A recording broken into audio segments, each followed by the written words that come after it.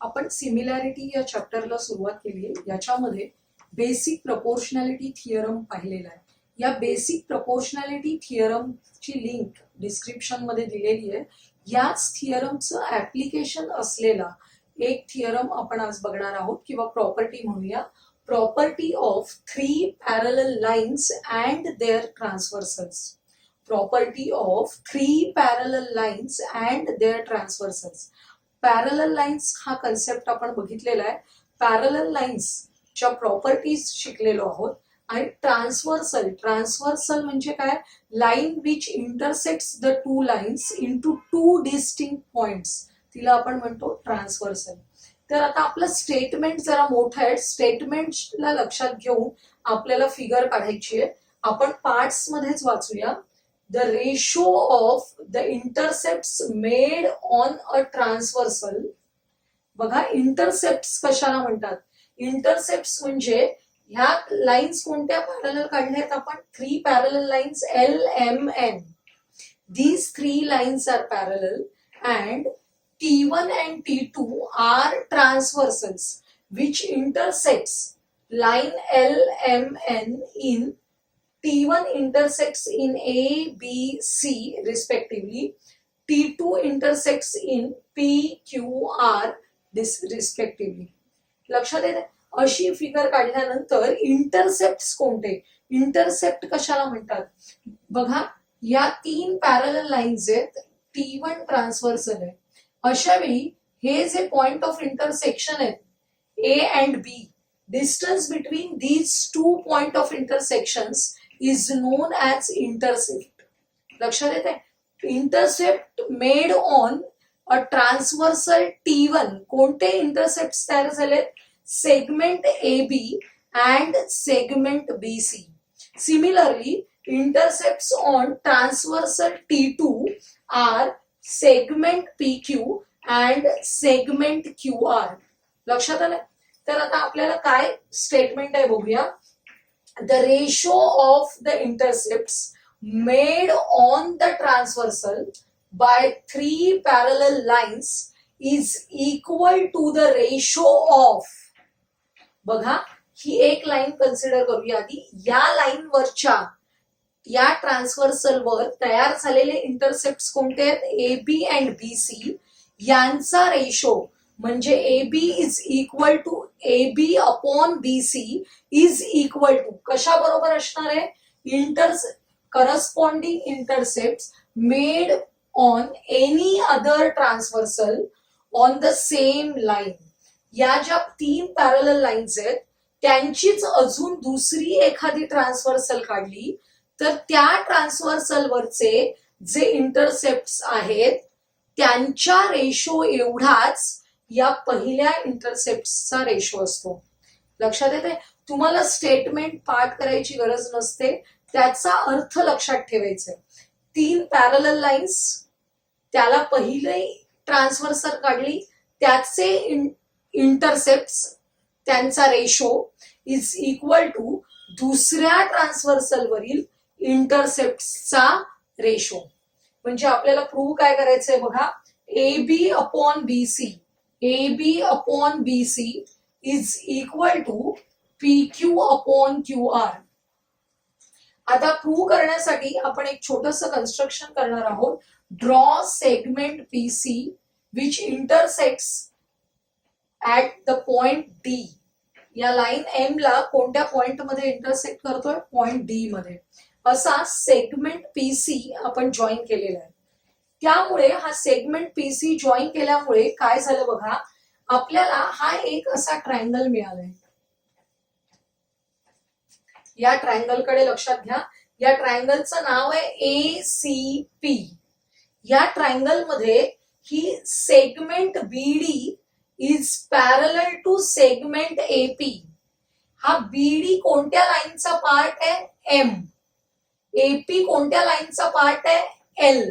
These two lines are parallel, then these two segments are also parallel. म्हणजे बघा, in triangle ACP BD is parallel to AP.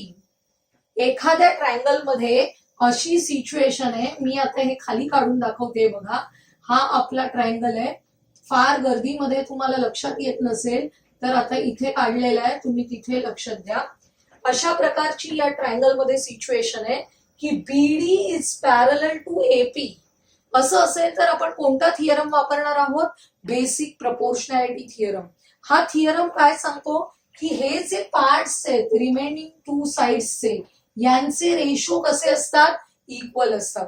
त्यामुळे आपल्याला statement मिळतं बघा. In triangle ACP BD is parallel to AP, therefore AB upon BC is equal to PD upon DC. हाच part मी इथे तुकडा काढून दाखवलेला आहे तुम्हाला खाली. लक्षात आलंय बीपीटी कसा वापरलाय? बीपीटी म्हणजेच बेसिक प्रपोर्शनॅलिटी थिअरम. आता आपल्याला हा जो ट्रायंगल आहे तो सोडून इथे तुम्हाला हा ट्रायंगल दिसतोय. या ट्रायंगल मध्ये काय झालंय बघा. DQ, ही DQ लाईन आहे. DQ is parallel to CR. DQ is parallel to CR. म्हणजे परत आपण in triangle PCR we use BPT. काय रेशो मिळतील आपल्याला? PD upon DC is equal to PQ upon QR.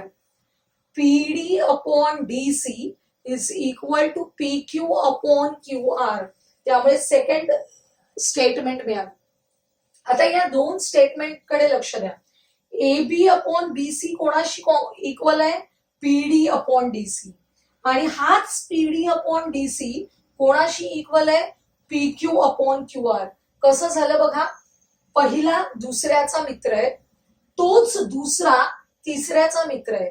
अशा वेळी आपण काय म्हणतो? पहिला हा तिसऱ्याचा सुद्धा मित्र आहे. तेच आपण इथे वापरतोय. त्यामुळे AB upon BC is equal to हा तिसरा रेशो जो आहे PQ अपॉन QR. कारण हा कॉमन रेशो आहे दोन्ही मध्ये असलेला.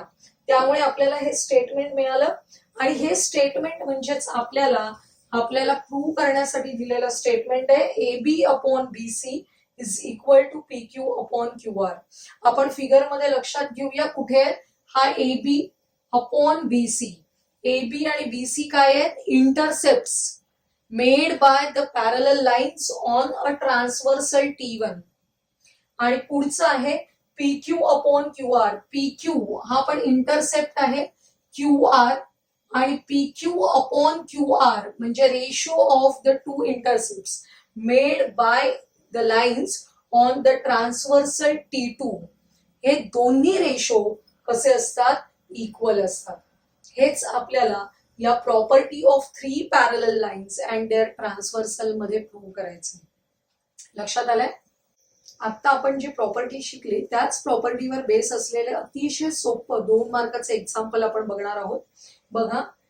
हा ट्रॅपेझियम ABCD दिलेला आहे. In trapezium ABCD AB is parallel to PQ is parallel to DC. आणि आपल्याला काही माप दिलेली आहेत. AP is equal to 15. Figure मध्ये लगेच लिहून घ्यायचं म्हणजे आपल्या लक्षात येतं काय काय दिलेलं आहे. AP is equal to 15, PD is equal to 12 and QC is equal to 14. Find the value of BQ. हा BQ आपल्याला काढायचा आहे. लक्षात आलंय? आकृती बघितल्या आणि दिलेल्या माहितीवरून आपल्याला कळतं की these 3 segments are parallel to each other and these 2 are transversals. Therefore, here we have to use the property of 3 parallel lines and their transversal.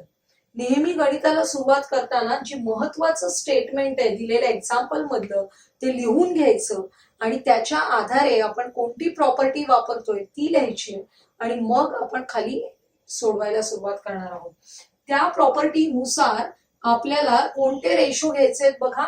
AP upon PD is equal to BQ upon QC.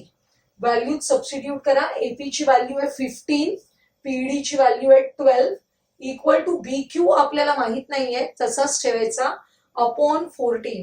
Cross multiplication करायचंय पण आपल्याला BQ काढायचं असेल तर हे cross multiplication अगोदर लिहायचं.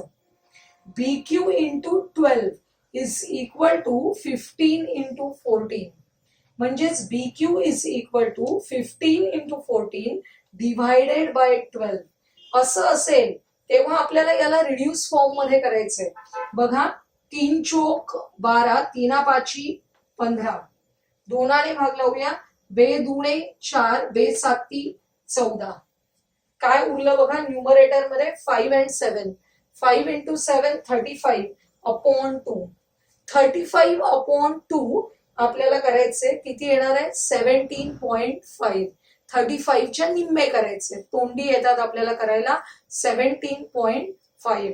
त्यामुळे BQ ची व्हॅल्यू मिळाली 17.5. अतिशय सोपं 2 मार्काचं एक्झाम्पल आहे. लक्षात घ्या हे जे आपण प्रॉपर्टी लिहिलेली आहे या प्रॉपर्टीला अर्धा मार्क असतो. त्यामुळे तुम्हाला कोणतीही प्रॉपर्टी तुम्ही यूज करत असाल एक्झाम्पल्स मध्ये तर ती लिहिणं आवश्यक आहे. कधी कधी आपल्याला वाटतं आपल्या मनात असते ती पण कागदावर लिहिली जात नाही, असं करायचं नाही. आपण एक्झाम्पल 2 घेतोय बघा. या एक्झाम्पलची जी फिगर आहे त्या फिगरचं नीट निरीक्षण करायचंय. काय दिलेलं आहे AB is parallel to CD is parallel to FE. AB ही AB आहे, AB is parallel to CD is parallel to FE. या पॅरलल लाईन्स कशा आहेत बघा, उभ्या पॅरलल लाईन्स आहेत आणि या आडव्या दिसत आहेत, या आडव्या ट्रान्सव्हर्सल्स आहेत.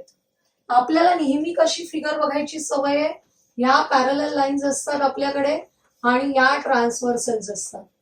आता तसं नाहीये, पॅरलल लाईन्स उभ्या आहेत आणि ट्रान्सव्हर्सल्स आडव्या आहेत. म्हणजे इंटरसेप्ट कुठे असणार आहेत, या ट्रान्सव्हर्सल्स वर असणार आहेत.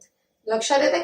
आपण प्रॉपर्टी वापरतोय ती शब्दात लिहिणार आहोत. By the property of 3 parallel lines and their transversals ratio of the intercept लिहायचे आहेत आपल्याला.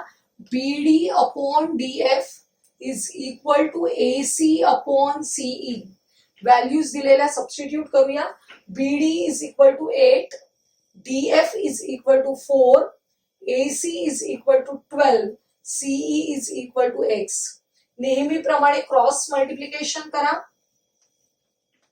8 into X is equal to 12 into 4. X ची value 4 into 12 divided by 8. Reduce form मध्ये करायचं आपल्याला. 4 एके 4, 4 दुणे 8, 2 एके 2, 2 सक 12. म्हणजेच X इज इक्वल टू 6. आपल्याला इथे X काढायचाच होता, आणखी काय काढायचंय बघा AE. X नंतर काय काढायचंय AE. AE कुठे आहे बघा, A पासून E पर्यंत. या सेगमेंट मध्ये आपल्याला AC प्लस CE करावं लागेल, कारण C is in between A and E. गेल्या वर्षी आपण बिटवीननेस रिलेशनशिप बघितलेली होती, तेच लिहायचे. C is between A and E. Therefore, AE is equal to AC plus CE. Value substitute करूया. AC ची व्हॅल्यू 12, CE ची व्हॅल्यू X आणि X म्हणजेच किती काढलेलं आहे आपण 6. 12 plus 6. Therefore, AE is equal to 18. अतिशय छोटं सोपं 2 मार्काचं गणित आहे. तुम्हाला सगळ्यांना अशी एक्झाम्पल सोडवता येणार आहेत. भूमिती म्हटलं की बऱ्याच जणांना खूप बाऊ असतो. सगळ्यांना थिअरम्स, प्रूफ्स अशाच गोष्टी डोक्यात येतात आणि आपल्याला ते जमणार नाही असं वाटत असतं. पण पेपरमध्ये प्रत्यक्षात थिअरम हा तुम्हाला क्वेश्चन नंबर 3 मध्ये एक कंपल्सरी येणार आहे 3 मार्काला. पण पूर्ण पेपरमध्ये अशी छोटी 2 मार्काची 3 मार्काची गणितं पण असतात जी तुम्हाला स्कोअर करण्यासाठी सहज शक्य आहे. त्यामुळे अशा छोट्या गणितांचा सर्वांनीच सराव करा आणि जास्तीत जास्त मार्क मिळवा. हा व्हिडिओ जर तुम्हाला आवडला असेल तर लाईक करा, आपल्या मित्रमैत्रिणींना शेअर करा आणि चॅनलला सबस्क्राईब करायला विसरू नका.